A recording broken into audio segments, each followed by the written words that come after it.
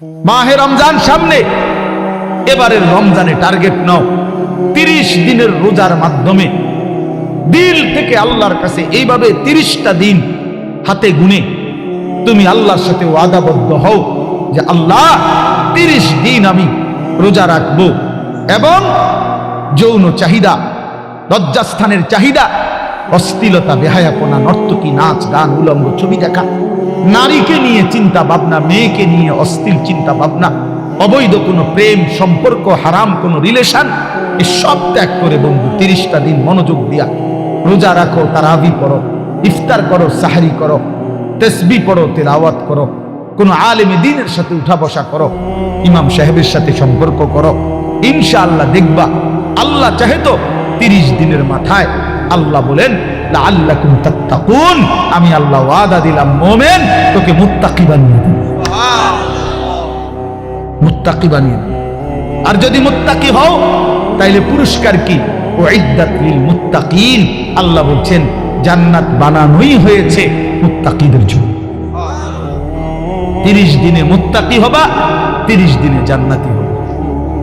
ইয়া আইয়ুহাল্লাযীনা আমানু, হে ঈমানওয়ালা, আল্লাহ বলেন জানো ঈমান তোমার পাসপোর্ট, আমি পাসপোর্ট নিলাম 30 দিন আগে, আর আল্লাহ ওয়াদা দিবেন রমজানের চাঁদ উঠলে আমি আল্লাহর কাছে ঈমানের পাসপোর্ট দিবা।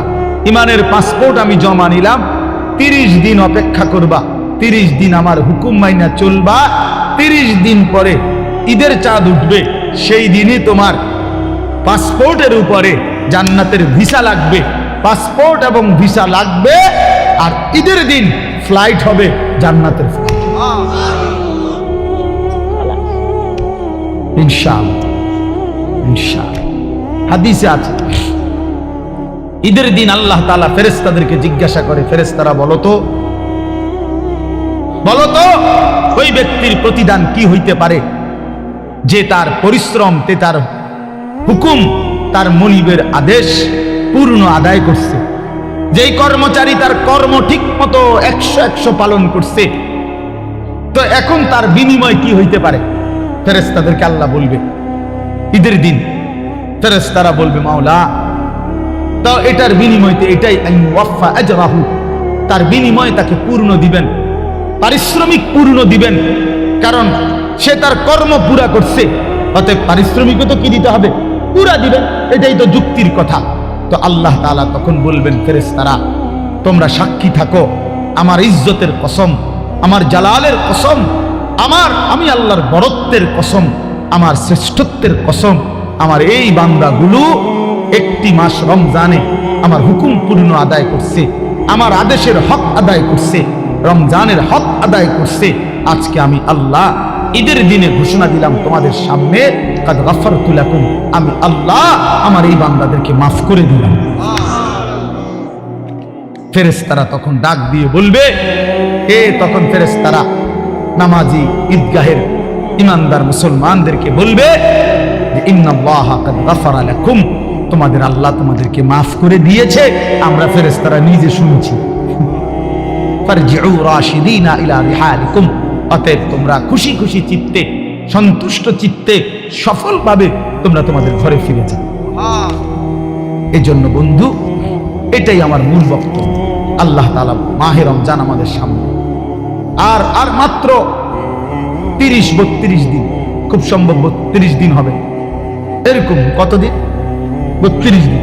আর মাত্র আমার শায়েখ আল্লামা মুফতি মুশতাকুন নবী সাহেব হুজুর এখন প্রত্যেক মাহফিলে ভাবে শিখায়, বলায় যে আর মাত্র 32 দিন মাহে রমজানের শুভ দিন। কয়দিন? আর মাত্র, বলেন না, মাহে রমজানের শুভ, আর মাত্র 32 দিন রহমত মাগফিরাতের শুভ দিন, আর মাত্র 32 দিন নাজাতের শুভ দিন, আর মাত্র 32 দিন ইফতার সাহারির শুভ দিন, আর মাত্র 32 দিন 20 রাকাত তারাবির শুভ দিন, আর মাত্র 32 দিন মুত্তাকি হওয়ার শুভ দিন, আর মাত্র 32 দিন জান্নাতি হওয়ার শুভ দিন, আর মাত্র 32 দিন লাইলাতুল কদরের মর্যাদা পাওয়ার শুভ দিন। কাউন্ট করো, মানে গুনো, আর মাত্র 31 দিন, আর মাত্র 30 দিন, কাউন্ট সংখ্যা গুণ, এটা উচিত উচিত। নবীনগরের মুরব্বী এখন আসছে, আল্লাহ এখন তো এই জন্য বললাম, আমরা অনুরোধ করছি প্রিয় বাপ, বয়স্ক বাবারা, আপনারা এবার আপনাদের যে আপনারা বলবেন যে হুজুর আমগুলো তো কিচ্ছুই করলেন না, কাল ফুলাইন করলেন, আপনাদের জন্য কথা হলো এটা বাপ, আপনাদের জন্য প্রথম জিম্মাদারি।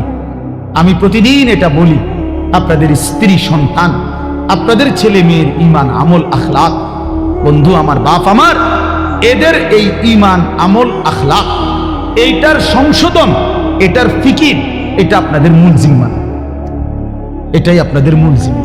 আপনারা দয়া করে ঘর যদি পুরা শেষ করতে নাও পারেন, কিচ্ছুই তো না, আপনারা যদি সোফা খাট পালং পরিবারের সবটা চাহিদা, মনে করেন 4 রুমে 4টা খাট দরকার, আপনি হয়তো হায়াতে থাকতে 2টা খাট ব্যবস্থা করতে আসছেন, তেমন অসুবিধা হবে না, বাকি দুটোটা হেতে বানাইতে পারবো। আপনি দেখেন বাবা, হেতে আরো সুন্দর বানাইতে পারে।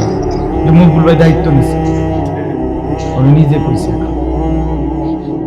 তাইলে এই জন্য সে আরো সুন্দর বানাইতে পারবে। আপনি অপেক্ষা করেন, আপনি সাদ্দা না দিতে পারলো সে দিবে। অতএব শুধু দুনিয়া মিলাইবার জন্য আপনারা বাবারা, বয়স্ক বাবারা, অভিভাবক যারা, ছেলের বাপ, মেয়ের বাপ, স্ত্রীর স্বামী, দয়া করে বাপ, আপনারা গহনা অলংকার, আসবাবপত্র, খাট পালং, সোফা, ফার্নিচারের জন্যই আপনারা আপনাদের এই সময় হায়াত শেষ করেন না, বরং সংসারের পবিত্র দায়িত্ব, স্ত্রী সন্তানের মূল দায়িত্ব হলো আপনার উপরে, তাদের ব্যাপারে আল্লাহর কসম, তাদের ইবাদত, তাদের ঈমান, তাদের আমল, তাদের আখলাক। আপনার বিবেক দিয়ে ভাবা উচিত, আমার ছেলেটা 16 বছর কোনোদিন ফজরের নামাজ পড়ে না, আমি কেমন বাপ, আমার ছেলেটা কেমন ছেলে। আমার মেয়েটা কোনোদিন পর্দা করে না, আমি কেমন মা, আর আমার ছেলের মেয়েটা কেমন মেয়ে। বলে আমার ছেলে সারা রাত সারা দিন মোবাইলের উপরে পড়ে থাকে, বন্ধুদের আড্ডা, আহা কত ছেলে আছে তাদের বাপ কদুর সুকি দিও উকি দিও ফোলাগারে দেখেন। এই সোরে এমন সোর, এমন ডাকাত, এই ডাকাতের সবচেয়ে বড় শত্রু তার বাপ। এই ডাকাইতে শুধু চোরের মতো আইসা ভাত খাইয়া যায়, সর্বোচ্চ চেষ্টা করে বাপে যেন না দেখে, বাপে যেন না দেখে, কোন রকমে চুরি করিয়া ঘরে ঢুকা বাটটা খাইয়ে আবার বাইর হয়ে যায়, আবার মোবাইল নিয়া বন্ধুদের আড্ডায়, আহা, কারণ সে জানে, সে শত্রু মনে করে তাকে, যে তাকে কিছু নিষেধ করে অশ্লীলতা গুনাহ থেকে, যে কাছে তাকে কিছু রাগঢাক করব, কিছু ধমক দিব, এই জন্য সে যে তাকে উপকার করতে চায় সে তাকে দুশ্মন মনে করে। আর যে বন্ধু তারে একটার পর একটা অশ্লীলতা, নারী, ছবি, বেহায়াপনার মধ্যে লাগাইয়া রাখে, সে তাকেই কেবল বন্ধু মনে করে, ও ফ্রেন্ড, আর বাবার দুশ্মন। ওই হলো বন্ধু। বন্ধু হলো সে যে আমার নিজের এমবি শেষ হয়ে গেলেও যে বন্ধু নিজের এমবি দিয়া, নিজের মোবাইল দিয়ে আমার উলঙ্গ ছবি দেখতে হয়, দেখ, সেই তো বন্ধু, সেই তো বন্ধু। বন্ধু তো সে যে আমি মদের আড্ডা চিনতাম না, আমার প্রিয় বন্ধু আজকে আমাকে নেশার জগতে, অন্ধকার জগতে আমারে ঢুকায় দিছে, সেই তো বন্ধু। সেই তো বন্ধু যে আমি নারী চিনতাম না, কোনো মেয়ের সাথে আমার সম্পর্ক প্রথমে ছিল না, আমার বন্ধু নামের ইবলিস, আমার বন্ধু নামের শয়তান আমার একটা নারীর সাথে সম্পর্ক করে দিছে, একটা মেয়ের সাথে পরিচয় করায় দিছে। আহ, আল্লাহ রাসূল সাল্লাল্লাহু আলাইহি ওয়াসাল্লাম বলছে কিয়ামতের আলামত অনেকগুলোর মধ্যে 4টা আলামত এরকম নবী বলছে, আতা আর রাজুলু ইমরাআতাহু আক্কা উম্মাহু আদনা সাদিকাহু আকসা আবাহু। নবীজি বলছেন এই 4টাও কিয়ামতের আলামত। একটা হলো ব্যক্তি তার বউয়ের গোলামি করবে, মার নাফরমানি করবে, বাবাকে দূরে সরায় দিবে, বন্ধুকে আপন করবে। এই 4। স্ত্রীর গোলামি করবে, বেডি যেটা কই দেয়, বেডি করবো সান, এটা সাঁদ। দুপুরে মনে করেন, দুপুরে যদি বউয়ে কয় কি সুন্দর চাঁদ উঠছে, আসলে তো চাঁদ এত সুন্দর হয়, তুমি না বললে তো খেয়াল করতাম। বুঝুন না মুখ বুঝাই, কয়টা দুপুর 12টায় চাঁদ। আরে বলো কি তুমি, তুমি না বললে তো ভাবতেই পারতাম না যে চাঁদ এত সুন্দর হয়। কিন্তু এই কথাটা তো বলা উচিত, বেরি রে, কি গো বেরি, কি কইলা তুমি, দুপুর 12টা বাজে বুঝি চাঁদ ওঠে না, ও বলছে, ওয়াইফ বলছে এইটাই চাঁদ, এটা সূর্য, এটা মানুষের কাছে সূর্য লাগলো, এটা আমার ওয়াইফে যেহেতু বলছে চাঁদ, এটা চাঁদ।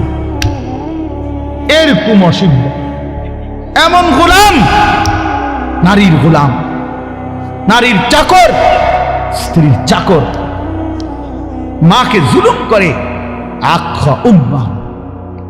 আল্লাহ নবী সাল্লাল্লাহু আলাইহি সাল্লাম হচ্ছে 3টা গুনাহ, সবচেয়ে বড় গুনাহ একটা হলো আল ইশরাকু বিল্লাহ, আল্লাহর সাথে শিরিক করা। 2 নাম্বার হলো উকুকুল ওয়ালিদাইন, মা বাবার নাফরমানি করা। 3 নাম্বার হলো শাহাদাতুজ জুর আও ক্বালা কাউলুজ জুর, মিথ্যা সাক্ষ্য দেওয়া অথবা মিথ্যা কথা বলা।